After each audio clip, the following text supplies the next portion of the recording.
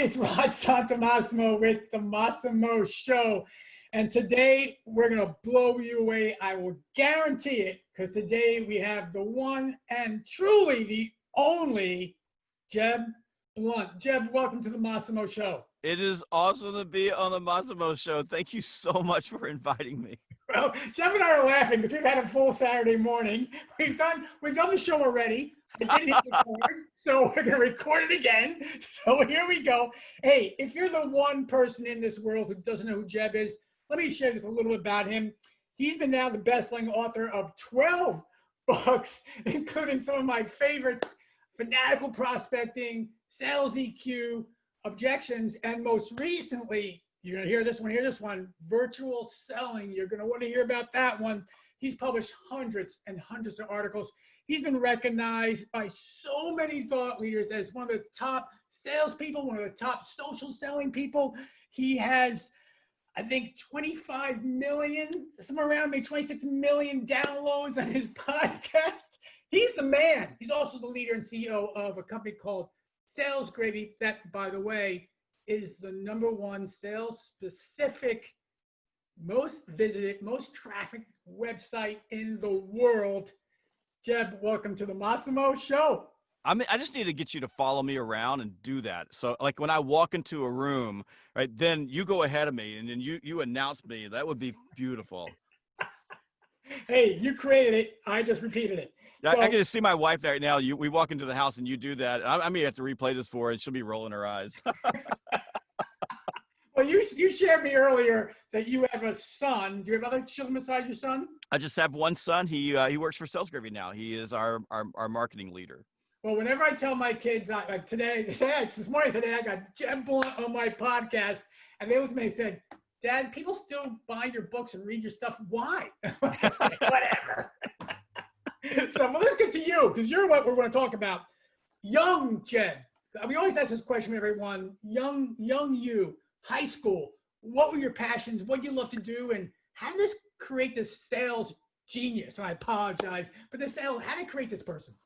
Well, I loved high school. I got some advice early on, and that was you will want to go back to high school for your entire life. So squeeze everything you can out of it. And I did. So I did everything. I was on the newspaper, on the yearbook. I played sports, soccer, golf, cross country, and but I got my start in sales in high school because I joined the yearbook in 11th grade because the yearbook was dominated by girls and I like girls and I wanted to be around girls. So I figured I'm going to sign up for this thing. And what I got to do, take some pictures and put some things in a book, hang out with girls. So in the spring of my junior year, Mr. Rouse, who was our advisor, gave us ad sheets. It turned out you had to go out and sell ads, and which nobody wanted to do. So I got the ad sheet and she told us what to do, shake hands, whatever. Went down to downtown Harlem, Georgia. And if you drive through Harlem, Georgia and blink, you'll miss it. But I went down to Hall's hardware store. Mr. Hall was behind the counter, walked in, said, "Mr. Hall, I'm with Jeb Blount. I'm with the yearbook. Will you buy a yearbook ad for me?" He'd been at my house the night before. But so the thing is, and the thing that I remember, and I will never forget this, is this is back in the days when they wrote checks. So your kids won't even know anything about a check. My kid has no idea what a check is. So, but he pulled out this big, long checkbook because business checks were long. Personal checks were short. And he strokes this check. And he hands a check to me for a full page ad. And as soon as he handed it to me, I was hooked. Like that was sales crack.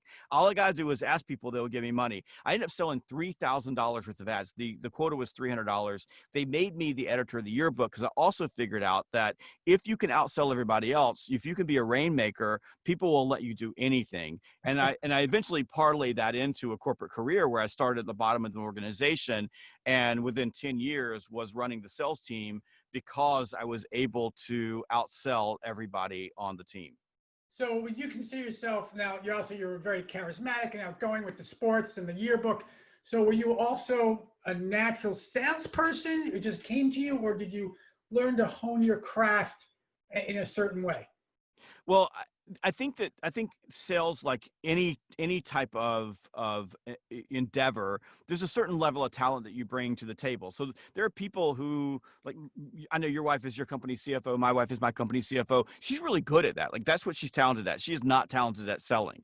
I've got a talent for selling, not because I'm really outgoing, because I'm actually an introvert. I don't really like do well with big groups of people. But I know how to sell. So I understand strategy. And I think like a chess player, when I'm working on a sales deal, and I like the competitiveness of it. And I have a high need for achievement. So I like to win. So my entire sales career, I would tell my leaders, look, I don't really care about the money, but I want a trophy. So I'm winning. And when I win, you better, by God, give me a trophy, because I'm going to get on stage and I want to look at everybody and say, I kicked your ass, because that's how I like to live. So, but I'm not maybe charismatic when I want to be, but it's not my normal state. So, so I had that passion. I got lucky because I met two people. One was Mary Gardner. I worked for a company called Nutrisystem. She gave me a break at my early years and gave me a job that I was way underqualified for. And she helped me become a better leader and hone my sales skills. And then Bob Blackwell, who was my first sales manager at a company called Aramark, who was a genius. I mean, a strategic genius. Who I am today as a sales professional came from him, but he was like a coach. Like, if you think about, and I wouldn't say I'm not trying to compare myself to a Michael Jordan, but if you look at Michael Jordan, when he was in high school, he had the talent to be a great basketball player, but he wasn't a great basketball player. Right. He became a great basketball player because he had coaches that were able to take that ball of clay and shape it into something that was better. And by the way, this is one of the pieces of advice I give to people. Look, if you can't be coachable, like if you're not willing to allow people to give you some feedback, it's gonna be really hard for you to grow. But Bob was, he was hard. Sometimes he was just brutal. Like, I just remember him, like, he would just do things that would make your heart skip. But like, for example, I'd be making prospecting calls and his office was on the other side of mine. So you're on a call and you're saying the wrong thing. And he is literally banging on the wall with his fist and he's screaming at you, don't say that. And you got a live prospect on the thing, you're trying to think, but he taught you. And another thing he did, like, if you would say, where are you going? I said, I'm going to go close this deal. And we all wore suits and ties back then. So you're walking out. And if you came back and you didn't have a signed contract, he had a pair of scissors. He would grab your tie, cut the tie off, and nail it to the wall. Like, there was a wall full of ties that he would nail to the wall. And I didn't have a lot of money back then. So you're like cutting my tie up because you told him you were going to close the deal and you didn't come back with the paper. So you got really, really, really, like, the thing that taught you was, be aware of where you are. Don't start making promises you can't keep, and make sure that if you're walking in to close a deal, you can get the deal closed. So forecasts get better, that type of thing. But I got lucky because I had leaders who kicked me in the rear end and taught me how to sell. So they took raw talent. This is what I'm good at. And I'm really good at this. There's only two things I'm good at: horses and selling. I'm good at nothing else. So, but in both cases, horses and sales, I had good coaches, so I can do both of them well. Yeah, we have a saying: if you're not coachable, just get comfortable, because that's where you're going to be and be happy with it, right? And that's okay in some cases. But Jeb, so you had great mentors, great coaches, but based on my research, you also decided, well, maybe it was decided for you, as it was decided for me in 2008 that I was downsized from a corporate job.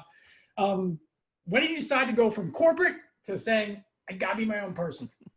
Well, that same thing that happened to you. We're the Gen Xers that got plowed over. I feel bad for the millennials because the millennials got it on both sides of this thing. But we just got the worst financial crisis of our lifetime. I grew up listening to my granddad over and over telling us stories about the Great Depression. He never left him. He retired a multi-millionaire from not a really high level job because of what happened in the Great Depression. So I had the same thing happen. I had a massive corporate job. I was at top rung of a Fortune 500 company, private jets, big corner office, 2 assistants, living large, eating the best food, drinking the best wine, really, really a rock star life.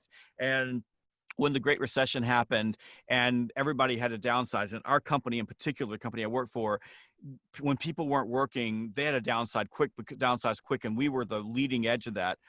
I had to go find something else to do. And I was going to go back into the corporate world. Headhunters were after me. I could have easily gotten another role. And I just realized after an interview for a CEO job and on the plane ride back, I didn't want to do that. So I came back and told my wife across the table, I'm going to start a company and I'm going to use our life savings. One of the hardest conversations I ever had. And she believes me now when I say things, but back then she just looked at me and, I could tell that she had faith in me, but it wasn't a lot of faith. And which was awful because like for the first 4 years, every afternoon when she would come home from work, because her job was supporting us while I was building the company, she would say, "What'd you sell today?" I'm like, God, it was just brutal. But it was a risk. I put everything that we had, every dime that we had saved since we were in our early 20s. And I met my wife in high school, so I mean, Wow. we were prom king and queen in high school, so we've been together forever. I met her when she was 14 years old. I mean, that's how we do it in Georgia. But the time, so but I just, it was just one of those things where I I believed that if I didn't take the chance, I would never get the chance. And I think that right now, with where we are in our current economy, we're in a recession, we're in the pandemic. I think that this is also going to create another explosion of entrepreneurs, because just like you, my company is a product of the Great Recession. We wouldn't be here had there not been a Great Recession. Had there not been a Great Recession, I probably would have never moved. I would have retired where I was. And the Massimo Group would never exist without the Great Recession. But let's talk about not the Massimo Group, but that name is because it's a superlative. Massimo is a superlative to be great, to be the best. And we went through a whole bunch of names. Dude, it's an awesome name. I mean, I have name envy right now because I like Massimo. I'm like, dude, I want that name. So Well, once it's a true story, Jim. Once I started a company, one of my first entrepreneurial efforts was a college lacrosse. I was a college lacrosse player. Recruiting company, and my partner and I, he was the big guy.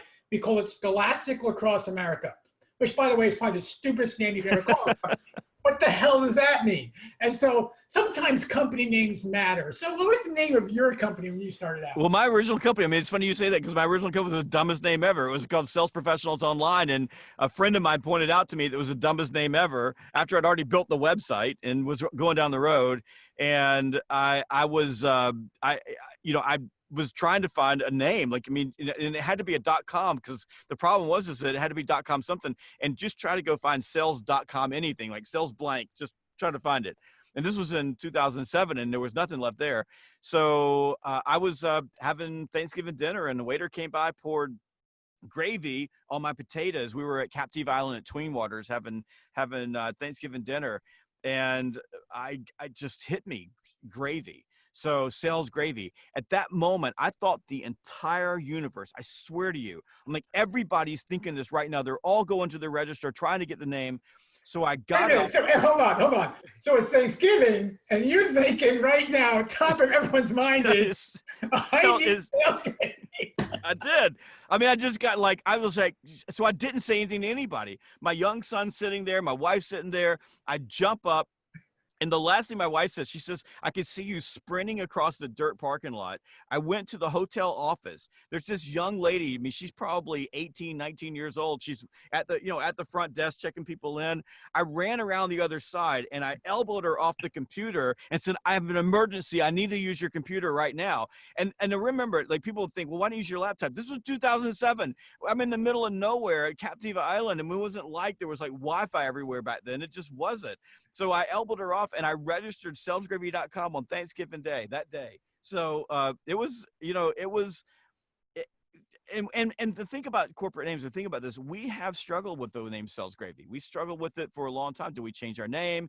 Do we do something different? We know it's memorable, but we do a lot of work, and I'm a B2B sales training company. So a lot of my clients are the most prestigious corporate names in the world. I mean, I'm dealing with the top level companies.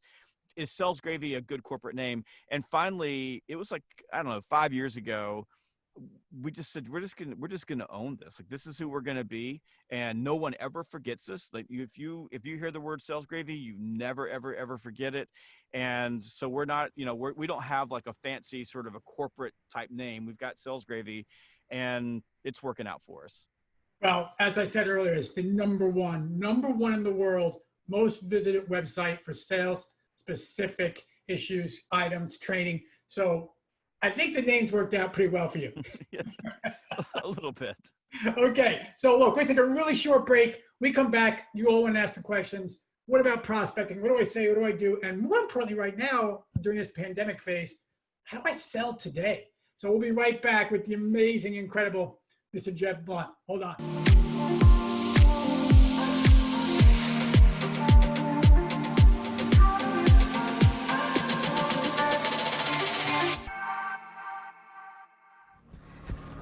Nothing worth doing was ever achieved without hard work.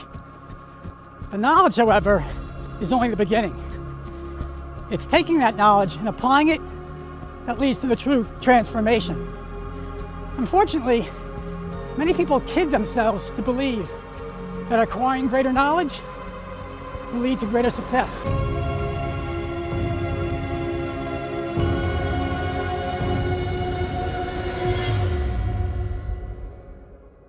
Hey everyone, it's Rod Santo Massimo back with Jeb Blount, author of so many books. I'm just going to name a few: Fanatical Prospecting, Sales EQ, Objections, and now, most recently, Virtual Selling. So, Jeb, let's get right into it. You are the King Kamehameha of sales. I mean, you're just known as that. You're the man. So, while I have you on the line, I got to ask the questions I know our audience wants to know. First of all, is prospecting dead? Is prospecting the idea of picking up a phone and calling a prospect? Now I got LinkedIn, I got Twitter, I got Facebook, I got DMs. Is the idea of phone prospecting, is that a dead deal? Or you tell me. It is wide open. I mean, the people that tell you that's dead are just people that don't have the courage to pick up the phone and call a stranger. So the truth is that prospecting is alive and kicking, and telephone prospecting in particular. Since 1876, when Alexander Graham Bell made the first phone call, "Watson, come here, I need you," it has been the workhorse of selling. It has been the workhorse of virtual selling. And right now, in a world where it's much harder for us to meet with people face to face, the telephone has made a massive resurgence, not for me and not for my team and not for salespeople who get this and know this everywhere, because salespeople who get this have been banging the phone and using the phone because it is the most powerful tool in your sales arsenal. But beautiful as it is, the Guardian, the New York Times, the Wall Street Journal, were all writing articles about that people were rediscovering the telephone. Like, how are you rediscovering? The thing is in your pocket. It's following you around. Everybody has one. So my focus with people, my message to people is pick up a damn phone. Like, if you got anything, you got a problem, you got an issue, you want to talk to somebody, you want a new customer, you want to sell something, pick up the damn phone. Can you use video? Yep. Can you use text messaging? Yep. Can you use direct messaging? Absolutely. There are so many tools that are available to us, but the telephone allows you to make a very quick connection, have a human-to-human conversation, and to convert that into a next step. And there is just no other tool in our toolbox that is better than the phone. And I'll just go back to what I said. The people that are telling you that the phone is dead are people that are afraid to use the phone. Yeah, but Jeb, I mean, I hear you, but come on, you're charismatic, you're confident. It's easy for you, man. It's not easy for other people. I will give you that I've made enough phone calls that I've created or built as a level of obstacle immunity. So it doesn't faze me to pick up the phone. But let me say this. I get the same level of butterflies that everybody else gets. When the phone is ringing and somebody's about to pick it up, I still feel nervous. I still feel that way. And I've made hundreds of thousands of phone calls, not a few, hundreds of thousands. And I dial every single day with my team. I'm prospect just like everybody else. I sell just like everybody else. I sit in the middle of my sales team and bang the phone with them. And I get told everything else that everybody can say. I just know, right, that the telephone is like sacrifice, and all sacrifice is giving up now what you want for what you want most.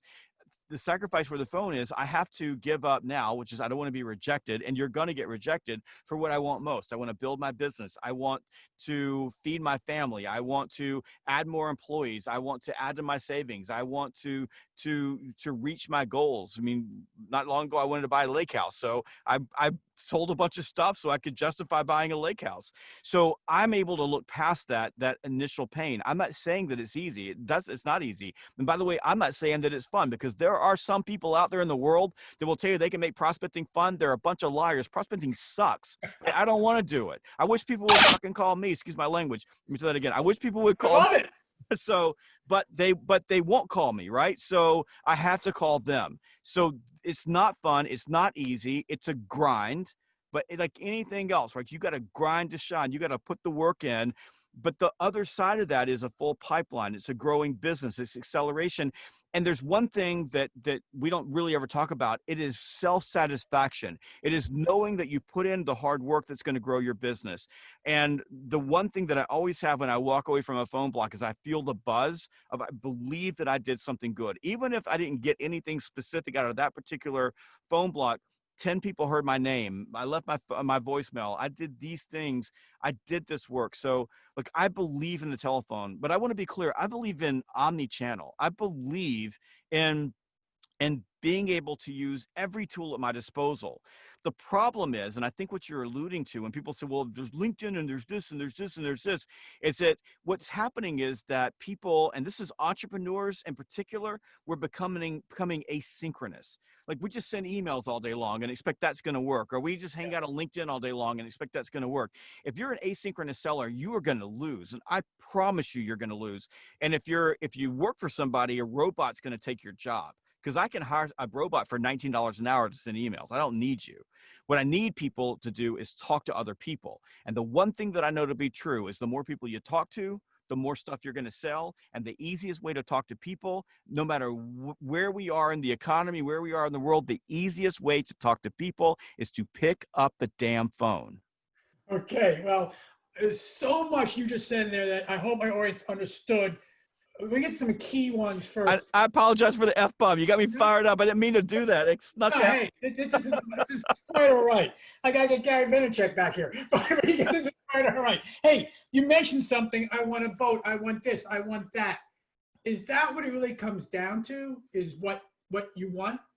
Well, if you just think about it, right? If we know that prospecting sucks, we do. There's no lie around. There's just somebody's got some. I'm gonna make prospecting blissful. Please stop doing that. You're pandering to people. Tell people the truth. Like you were a lacrosse player. Practice sucked. Nobody wanted to go to practice. I played soccer in college, right? I hated practice at soccer. I loved the game. I hated practice. But the reason you did practice was so that you could win the game. And I wanted to win the game, right? So I sacrificed the short-term pain of practice for the long-term game of winning the game.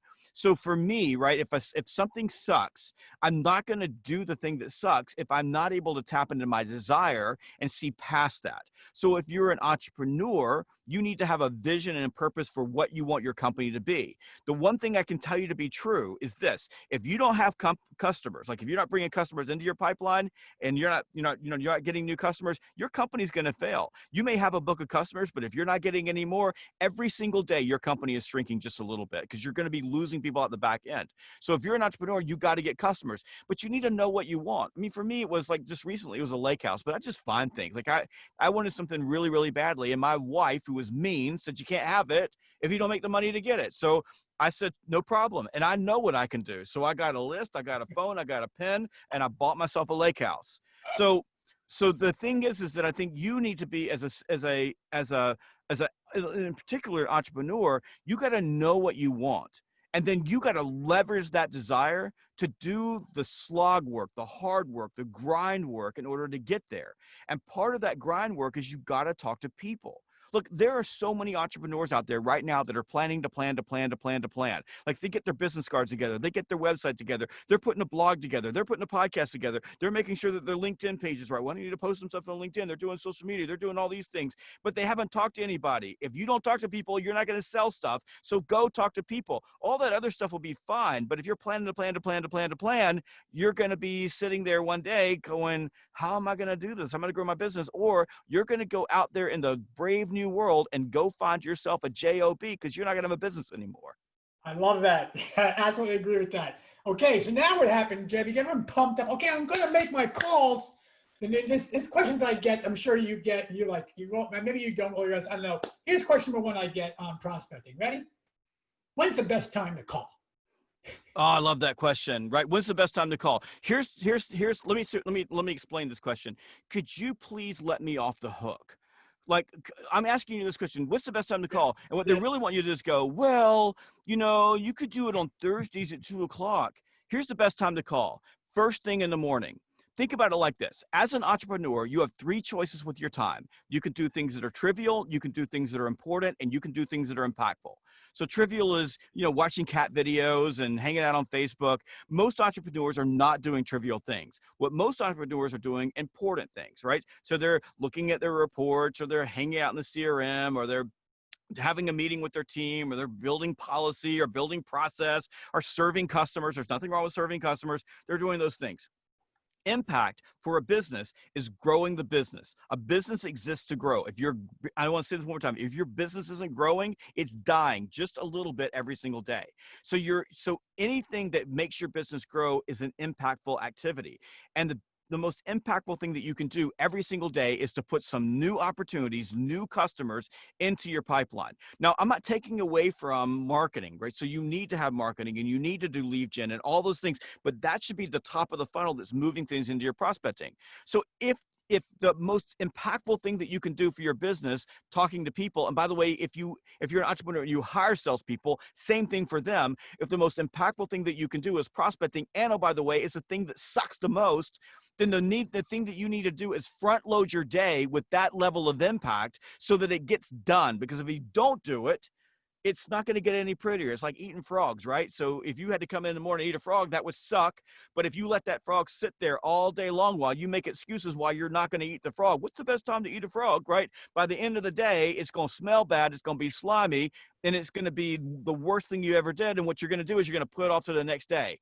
And as you put things off that suck day after day after day, pretty soon, you just don't do them at all. So start your day with impact. A little infusion of Brian Tracy there. I love it. So let's now go. Okay, now you convinced me. I got to make the calls. I got to make the time to make the calls. But what do I say? I mean, you talk about this bridge concept, right? So, because look, I don't know what to say, right? Yeah, so we talk about bridging or value bridging. So in fanatical prospecting, we give you a 5-step framework. So think about it like this. When you're calling someone, you're an interruption. And if let's just say you're sitting at your desk and somebody calls you and they interrupt you, you're not happy about that. People don't like to be interrupted. So if you're going to interrupt people, you need to do it well. So it's the 3 B's, like be brief, be bright, be gone. So you pick up the phone, I call you, and I need to give you a relevant reason to meet with me. If I'm calling you to either ask for an appointment, or I'm gathering some information, or in some cases, if you're an inbound lead, I may be calling you to engage directly into a sales conversation. But either way, I have to ask for your time. And the because statement, or the bridge, is where you give me a relevant reason. Now, the thing about prospecting in particular is that prospecting is like horseshoes and hand grenades. In other words, you don't have to be perfect. You just have to be close enough. I just need to be good enough to get you to say, okay, I'll give you 15 minutes.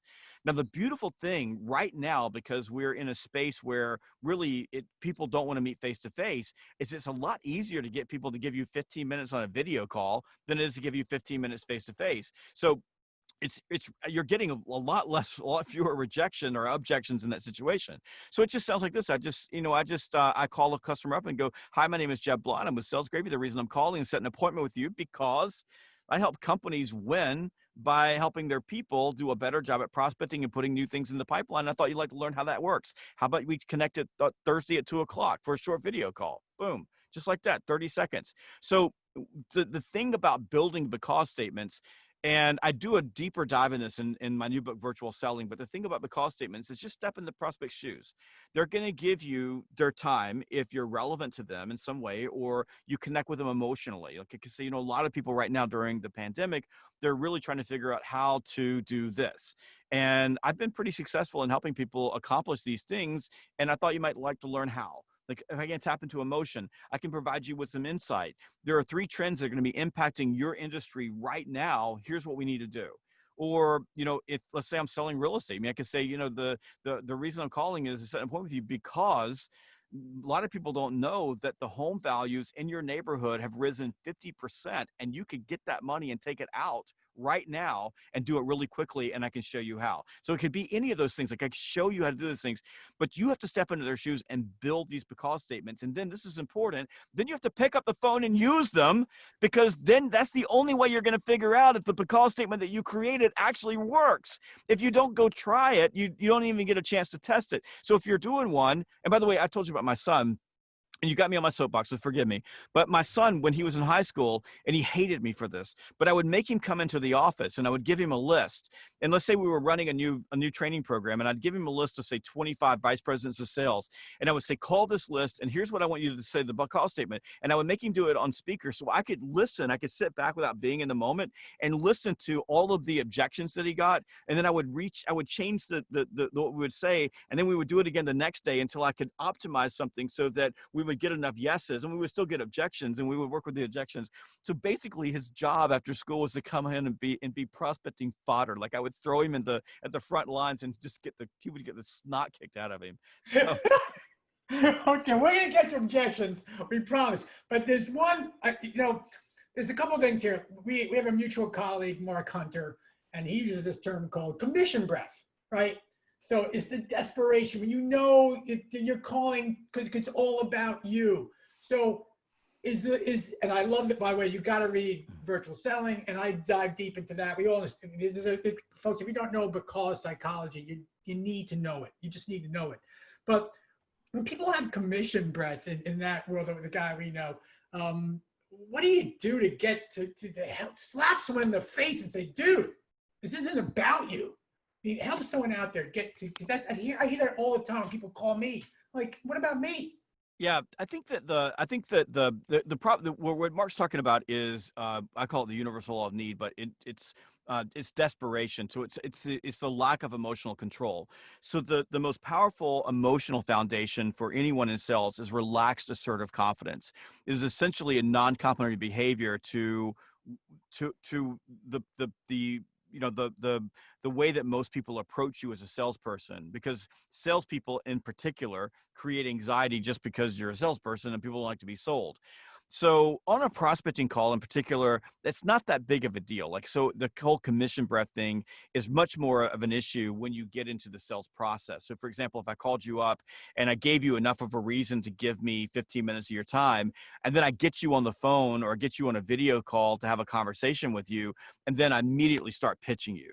It happens sometimes on prospecting calls when salespeople forget that a prospecting call in particular, with the exception of an inbound lead, is the objective is to set an appointment with someone that you can schedule time to then start learning about them to make a decision whether you want to continue working together through the sales process. So that's not that big of a deal. It's harder for people just to get out of their own world and stop sounding like a marketing brochure.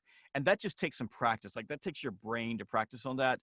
But the thing about commission breath, or this desperation that causes you to push people away from you, essentially, that is a symptom of an empty pipeline. So I'll give you an example of this right now. Yes, great point. Yeah, great point. Yeah. But my business is, we've had, when everything went down in March, and I don't know when this is going to air, but when everything went down in March, you had the same conversation with your wife that I had with you. We talked about it on the pre-show, and I immediately relaxed. I'm like, okay, well, that's good. So when I was as a leader, I was able to go to my team and say, everything's going to be okay. We're fine. We're going to make payroll. Nobody's going to lose their job. Don't worry about anything. We're making a commitment to this. We've got 3-4 years of staying power. We're going to make it through. Not a big deal. But I was still panicking. Like I was panicking a little bit that, things would fall apart. We've had the best, like March, April, May, June, and July, record months. We set all-time records in our company in the middle of a disaster of an economy. And the one thing that maybe I'm cutting you off here, but is that because, I think this is so important, Jeb, that people recognize this, but is that because you guys are prospecting the whole damn time? We doubled up on our prospecting. Everybody started working hard. I mean, the very first thing we did was push the accelerator down. we're going to call people. We called everybody we knew. We pulled every list. We just started calling and talking to people. Like I said, the more people you talk to, the more you're going to sell. And the hard thing in that situation was, especially in, at the early days of the pandemic, was not calling up and pitching anything. We had to change our message, and we were working with a lot of companies. So you had to shift your message. Like if you were in January, I'm like, just set the meeting. And at the end of March, I was like, ask them how they're doing. So you got to switch. I mean, you got to think about who you're calling, but we just talked to a lot of people. On the other side of that, we held our prices. In fact, we raised our prices during May and June because we had so much in our pipeline. This is what I mean about desperation and commission breath. We're better negotiators. I wrote a book called Ink that came after Objections.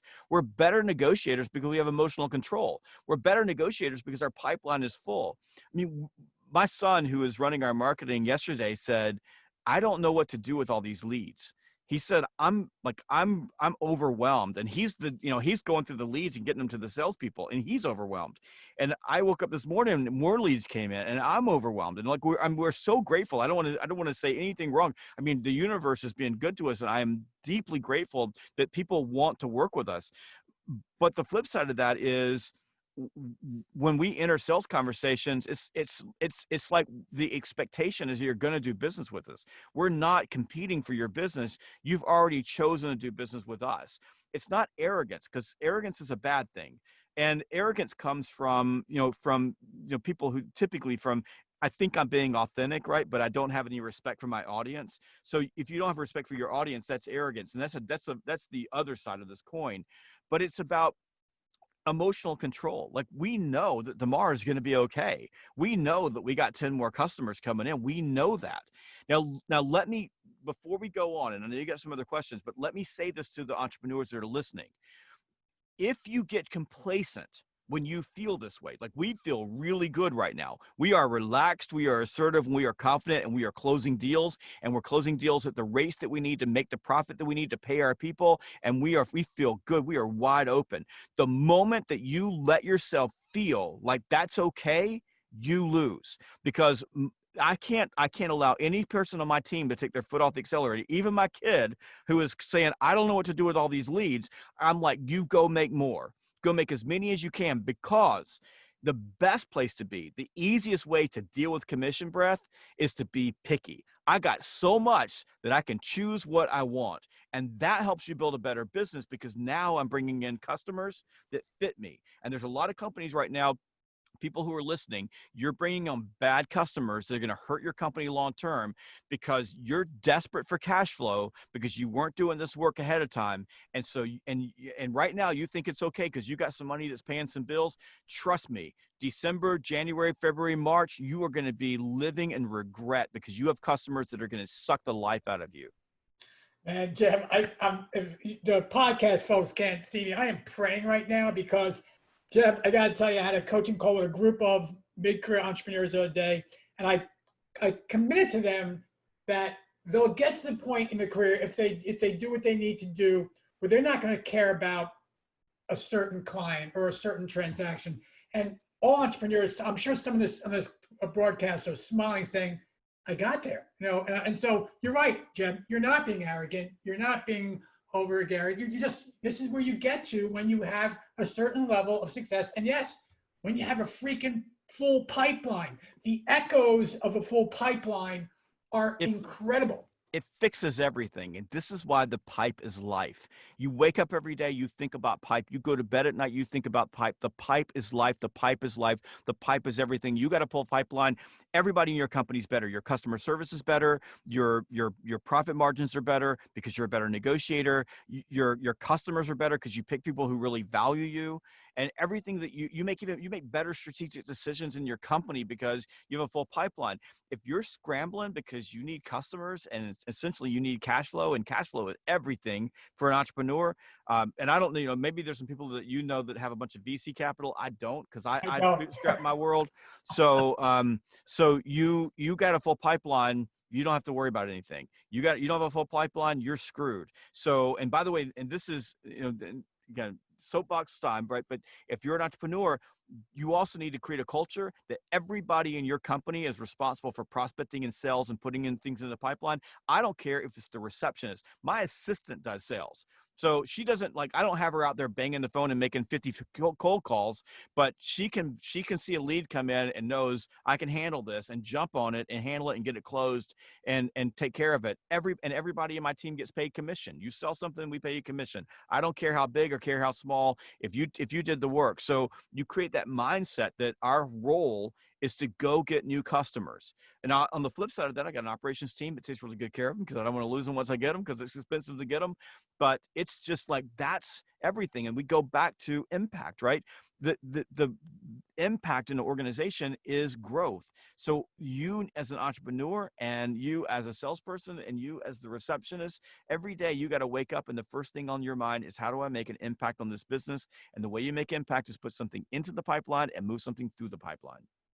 Okay, Jeb, I know we had a little glitch there in the beginning. I know your time's valuable. I promise you no more than 3 questions. You can define how long you go. So it'll be a simple question. The last one, by the way, of course, for everyone just, the last one will always be, how do people get more of you? Which, by the way, if you guys haven't figured out now, and don't go to salesguru.com yet. We got a few more minutes, but go right after this podcast is over. First one would be, is there a significant difference right now with virtual selling versus February versus now August in the time of recording this? Is there a difference in how we prospect? Well, no, I don't think from a prospecting standpoint anything has changed. I think the messaging has changed. It was shocking to see sales teams and just for for the audience, I work with B2B, so I'm selling. I train B2B salespeople, and so I'm typically working with a company that has a sales organization. They're selling to other businesses. What was shocking to see is that the companies were still doing the same things that they were doing in February, in April, and May, and March, and in June. And I talked to a massive company, their top leadership, on Thursday, and one of the issues that they were saying is that all our people are in mourning, like they're looking backwards. And I'm like, okay, I get that, I understand it. It's fair, it's human. We've got to figure out a way to get them to get aware that the world isn't going to go back. So from a prospecting standpoint, the channels haven't changed. Pick up the damn phone. Like, I mean, that, and there's nothing wrong with sending an email. There's nothing wrong with going on to, to LinkedIn and sending a direct message. Send a video message if you want to. Those things work really, really well. All of that was available in January, February, and March, right? And it's all available right now. That hasn't changed. And what has changed is the sales calls. Like, the sales calls changed greatly because we're doing more video calls. And I wrote virtual selling specifically to address the issues that people were facing with the shift from face-to-face into a virtual call. And for inside sales organizations that need to adopt video as a way of selling, because they can create a better facsimile of a human connection, especially when people are afraid of taking a risk. So when we're in a downturn like this, the biggest issue is risk aversion. So as a salesperson, what you're doing is that, when you're working with people as an entrepreneur, is that you want people to trust and believe you. It's easier to do that on a video call. But as far as prospecting is concerned, nothing has changed. Now, what has shifted is the message. So the because statement, what you're saying, who you're targeting. I mean, there are some businesses that woke up and an entire part of their customer base doesn't have budget right now. That's the reality. That's not going to change. Okay. So you as the owner, as the entrepreneur, you've got to create a strategy to target your company or pivot your company to a new market. And a lot of companies have done that very, very well. You may have to change what you're offering. One of my biggest clients is crushing it right now. They're killing their competitors because they made a very quick strategic decision to go after a certain set of the market and come in with an offer that people have a hard time refusing. And it made all the sense in the world, because the risk and reward for making that decision was such a no-brainer. So you have to rethink some of those things, and then of course sit down and say, if I'm asking people to give me time, am I giving them a relevant reason? Am I giving them something that's good enough to give me time? And if you're doing those things, you're not going to get everybody to say yes, but you're going to get some people to say yes, and you're going to build your pipeline. So, but that wouldn't be any different if it was fall or winter or this season or that season. That's what you have to do all the time. So if you just think about this, it's a really weird cycle. I never thought I would see this again in my lifetime. Like, I figured we were done with this kind of thing. But on the flip side of that, all it is just another change in the marketplace, and you have to shift, but the prospecting activity didn't change. And my suggestion, the same suggestion I gave to my team, is we need to double up. We need to do more. And you can see, like, we could see immediately the change in our pipe when we doubled up our prospecting. And part of it, I'm just, this just as honest as I can say, is we got a little fat and happy. I mean, during January, February, I've never seen an economy on fire like it was. People were throwing money at us. I mean, it was like, how much do you want to get Jeb to come to my event? Like, it was that type of money. Those are hard things to say no to. And I'm like, I can't do anymore. And they're like, you're going to get on one more plane. They're going to give us this much money. Get on the plane. I'm like, I can't get on another plane. One day I flew to San Diego, got off, did a speech, got back on the airplane, flew to Indianapolis, got off, gave a speech, and then got back on the airplane and flew to LA. And I didn't sleep. I never got into a hotel room. That was the kind of stuff we were dealing with. Okay, well, move out of that. Like, that market went away. Like, people aren't having conferences. You got to shift. Yeah. And that's what you have to do. And I think that if I'm an entrepreneur, just think that way, but the prospecting didn't change. And if you think that it did, all you're doing is making excuses because prospecting sucks and you don't want to do it. I love it. Yeah. Our coaching message to our members, we call them members, Massimo members, was you've gone from transactor to more facilitator resource. And Jeb, would you agree? I mean, maybe not, just really sure if you can answer this. Do you think we're still in that resource messaging mode versus transaction mode, or do you think it's gone back? If you're transacting right now, it's a big problem. And you're exactly right. And transacting is never a good thing. And that's what people with commission breath typically do, right? I'm a transactor. So I just go to you and say, you want to buy, want to buy, want to buy, want to buy, want to buy. And I just try to find enough people that want to buy. On the flip side of that, in the world that we were in, we had so many people coming to us and so little, like, we didn't have the manpower to handle what we were getting in.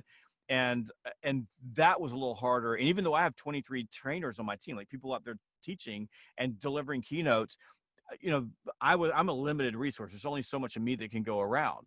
So the rethinking the way we're approaching customers has changed.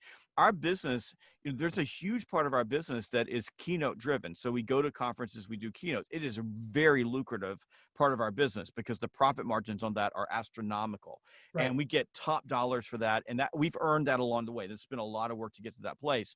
Well, that business is essentially gone. Now we're doing virtual keynotes, but we're not nearly in the same neighborhood of dollars that we got for a conference where 6,000 people are going to be there. And you're a rounding error on the budget right now. You're the biggest line item on the budget in a virtual conference. You're the most money they're spending. So we had to rethink that. We had to rethink the way we do keynotes. We brought an entire production crew in to do that. We're doing some incredible things with keynotes, but we also had to start thinking about, are we having better conversations with our customers? Are we truly understanding what they want? And we had to shift, like we have shifted the entire focus of our organization from like a half keynote, half conference, sort of that type of a business, to half training and then, some consulting, to almost all training, a little bit of consulting. The consulting starting to move back up now because people have got problems that they want to fix. But that requires a different level of focus. And I love what you said. We're not transacting, we're facilitating. We're not transacting, we're listening to people and really diving deep and trying to understand them and their problems. And I think more than anything, you have to build trust, because there's a lot of businesses out there that if you run a company and you're serving them and they say, I'm going to give you money, or I'm going to let you run this project for me, or I'm going to spend money with you, they're putting a lot at risk to do that because there's a whole lot of things happening to them. You have to be able to demonstrate that level of trust. And that's why I do go back to prospecting, because if you've got a full pipeline, if you're doing all those things, you can pick the right customers that are going to be able to fit that model, right? Because if they come to want to transact with you, that's not an easy thing either. And you also calm down, slow down, and start really thinking about, what am I doing that is going to serve this customer the right way? And to me, there's nothing more important than that right now. My job, your job, is to help people win. And winning right now is a different definition than what winning was in February. There's no doubt about that.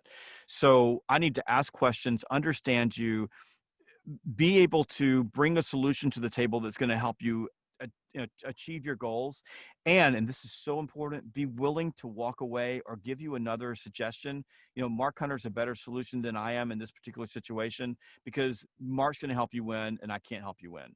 And I believe that for entrepreneurs everywhere in this particular span of our history, and I don't know how long this is going to last, I don't know, but in this particular place, if you approach your marketplace with that spirit, right, with that in your heart, and with that level of integrity, people are going to remember you, because they're going to see you at your best when things are at the worst. And when you come out of this, you're going to have a customer base that's so freaking loyal that they will never go away. And they're going to give you that, like you said, that level of comfort that I've arrived, I've made it. And that is, if I could explain one thing about the entrepreneurial story, that place when you know that your business is sustainable and it will run whether you're here or not, that the momentum, the flywheel, is, as Jim Collins would say, is moving at a rate that it's never going to slow down. Yeah. It is the most beautiful. It's like you're in sync with the universe. It's just something that you never quit working, but you know that the company's not going to break tomorrow and we're all going to lose, which is what you feel when you first start a company, right? You feel like every day, everything's at risk. And I think that this is a great opportunity. This period of time affords good entrepreneurs, good businesses, the greatest opportunity that they have ever had in their business to do things right and do things well, versus where we were a few months ago, where I know there's many people who are listening to this. We were basically holding it all together with baling wire and duct tape because it was on fire and we were not slowing down to do things right. Well, Jeb, I got one last question for you before we close out. My goal of reading every book, this is my goal, every book I read, if I can get one sentence out of a certain book that I can impact in my business and changes the trajectory of my business, it was worth the hours to read the book and the tiny investment. I read a book once, I think the name was Hyper Sales Growth. That's correct. I'm going to give credit where credit's due. Jack Daly, I think. Yeah. In that book, he didn't write it this way, but there's one sentence that said, if you don't have an admin, you are one. And I realized, oh crap, I'm a freaking admin. And I then next thing I went from one person, today now we have 40 people, right? Yep. And by the way, he was right, because now I went from $10 an hour work, it's like you, to $1,000 an hour work. So and that was great. But in your book, it really wasn't one sentence. And for me, particularly in financial prospecting, there was so much things that changed the directory. But there was an 11-word sentence that you said would change your life.